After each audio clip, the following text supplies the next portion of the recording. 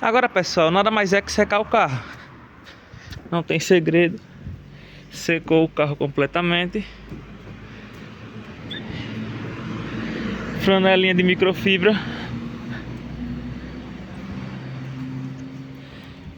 E só. Só secar o carro. Não guardar assim que terminar de enxugar. Deixar o carro um pouco no tempo, que é pra... Se tiver tempo de sol, né? Só um pouquinho, que é pro carro pegar um esquento. E é isso, pessoal.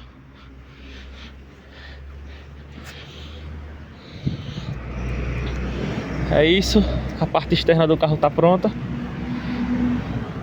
Vai faltar apenas passar o pretinho no pneu. Vou estar passando e mostrando a vocês. Valeu!